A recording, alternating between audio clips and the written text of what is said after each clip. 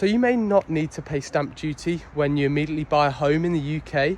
Well, this would be under new proposals that the Labour government are considering to help stimulate growth in the UK economy, particularly the property sector, which has suffered a bit of a slump lately. And in the run-up to the autumn budget, the OBR, so the Office for Budget Responsibility, has downgraded the government's growth forecast. So the government are now looking at ways in which they can stimulate growth.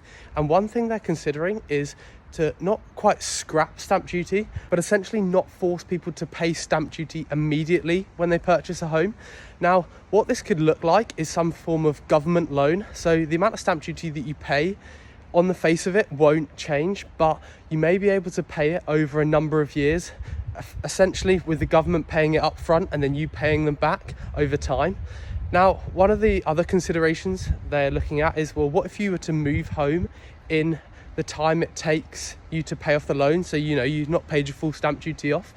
Well, one of the things they're looking at is to actually then scrap the rest of the stamp duty that you would then owe the government. So in theory, you wouldn't pay as much had you just paid the full amount up front. So what this means is that if you were to move home, then effectively you'd be getting a reduced stamp duty bill if you were to move home in that period where you're still paying off the loan and you'd not paid off the full balance.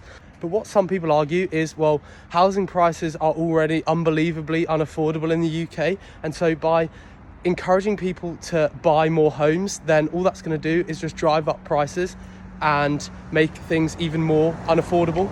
But anyway, comment below what you think the government should do. Should they impose this new stamp duty rule or just leave things as they are?